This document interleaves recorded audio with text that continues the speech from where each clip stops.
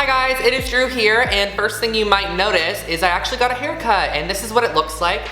It's a lot different for me. I wanted something a little bit more fun and edgy, and I actually went for this almost straight, cylindrical, bowl, modern haircut. I don't know, I saw a picture of it online and I sort of reinvented it with my long top on the top of my hair, and then I did this almost super straight all the way around. I don't know if you guys can fully see it, but it goes all the way around my head. It's this line that they cut into it. I think it looks so cool. Let me know your thoughts. Leave a comment below if you like it. If you are new to my channel, you might not know, but I have an Instagram series where I just do a lot of different videos on tips and tricks to improving your Instagram account, editing, taking photos, all that sort of stuff. And this is a new video about my tips and tricks on posing for outfit photos. Now, this also doesn't really have to apply solely to Instagram. Of course, for my lookbook videos here on YouTube and for my blog photos that are over on my blog, which I'll put on the screen for you guys. Don't forget that you can also follow me on Instagram at I'm Drew Scott. This might actually be helpful while you go and check out my Instagram while watching this video, just because it will let you scroll through and sort of see some of the posing tips and tricks I'm applying in this video,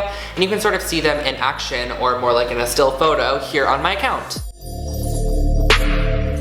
So my first tip is about the actual photographer, and you guys have heard me talk about this so many times. I just think it's such a crucial and key point to any photo, and it's just to make you look taller and to elongate your body, and I just think overall it just looks more flattering on anybody, really. And that is for the photographer to actually get as low to the ground as possible. So if you're holding the camera at eye level, it's typically angled down just a tiny bit. So if you're holding it at more of a downward level and shooting up, it actually elevates your body and just makes your figure look much more elongated, and I think that just looks a lot nicer when you're wearing clothing. And I'm not saying you have to do this, but definitely give it a try. If you're not super pleased with your photos, maybe this can honestly change the way that they look, and just have your photographer crouch down a little bit, get the camera as low as they possibly can, and just shoot in a more upward angle, and check them out, see if you like them.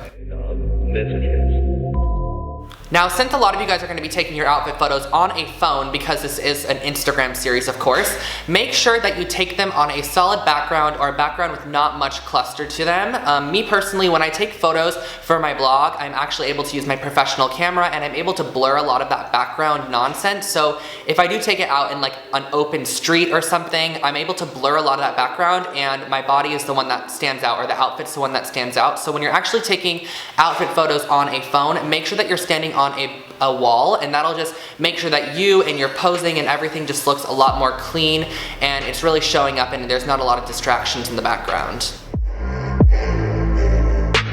My third tip is confidence, and honestly this is the hardest part. When I first started taking outfit photos, I was so not confident with the way that I looked and the way that I was just like out on the street taking these pictures. You have to take some time and just realize what you're doing and not care what other people think, because I get a lot of people walking by like whistling or just doing crazy things on the streets of LA especially. So if you're just taking photos on a wall, be prepared for people to look, be prepared for people to wonder who you are, what you're doing. It's totally normal because people are nosy. I mean, who's not nosy? So if a lot of people are walking by and you don't want to take photos at the moment, just wait a few minutes and wait for them to pass by, and you are ready to go. Posing can be kind of tricky, especially because it's just like random odd movements that you're doing on a wall in the middle of a probably populated area.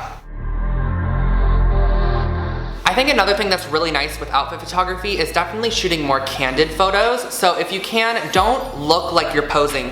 When you're actually posing, don't stand there, look directly into the camera, sort of do more candid movements, maybe walk around, add movement to your photos. I think that's really nice because you can capture some elements that you typically wouldn't if you're just standing there, and almost pretend like no one is taking a photo of you. That's the key. So even if you want to look at your phone, look at a wall, focus on another point, and just sort of look like you're daydreaming or dozing off or something like that, that typically creates a pretty nice silhouette or a pretty nice photo, and you'll like the overall appearance much more than if you were staring directly into the camera and people know you're posing for this photo. I just think candid outfit photography looks a lot better. That's why a lot of the street style photos that you see on Instagram, or the street style photos you see on websites or blogs, they're all taken without people's knowledge. So a lot of those street style photos of people, they didn't know that this photo was going to be taken of them. It was more of a photographer that took it without them knowing, and that's a candid photo, and that's why a lot of the times you like it more, because it doesn't look like they're really posing for a picture. It's more of like it was shot and they didn't know, and it just turned out amazing, and there's that. So my next tip is actually trying a lot of different poses and trying out new poses every now and then. And what comes with this and what I actually do is I have a private Pinterest board. You can also do this on Tumblr or whatever social platform you want. And you can create your own inspiration board almost, where you can pin images of people that you really like. So maybe she's doing something with her hand that you think is cool, or he's doing something with his leg, or the way that she's standing, or the way that he's posing, blah, blah, blah, blah, blah. You can take inspiration from other people's outfits and the way that they pose in their outfit photos, and that can definitely be inspirational next time you're out shooting. You can sort of pull it up and go through it and see what you like and try something new and apply it to your own method and your own body and see what works for you. And then my last tip before you guys come along with me on a little Instagram photo op is that you need to take 50,000 photos. And this is crucial because a lot of people just take like 12 photos of somebody and the person's just like, ew, ew, ew, ew, ew, ew. You have to take a lot of photos before you're gonna find one that you like. Everyone does this. Nobody is one photo and they are perfect. I probably take around 40 to 50 outfit photos, and I am able to, gives me a lot of variety to choose from, and that will ensure that you have at least one photo to post, since you most likely are only gonna be posting one.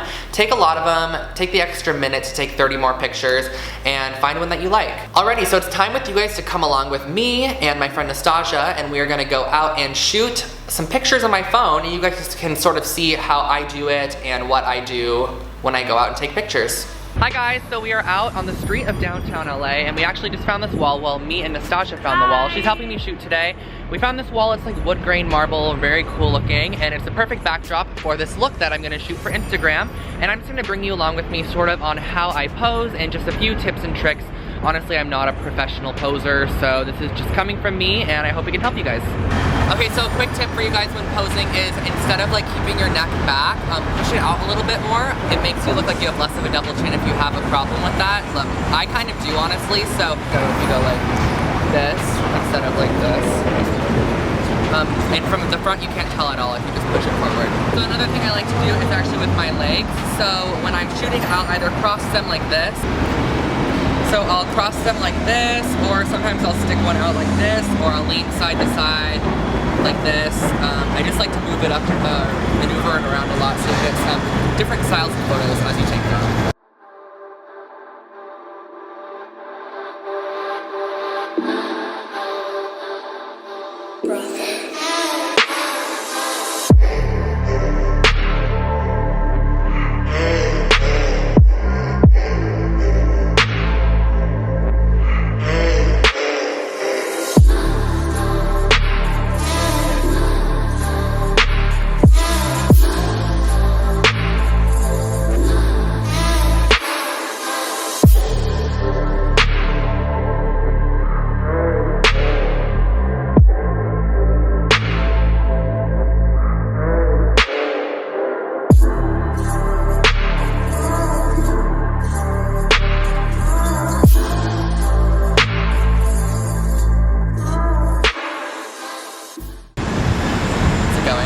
Yeah. So another thing I like to do is use walls sort of as like background, or I can lean up against them. So a lot of times I'll shoot like photos like this, or I'll sort of lean up against the wall, and it sort of gives you that different vibe. It's not like you're away from the wall, it's more like you're on it, and it's a lot more casual. I feel like it's very candid like that.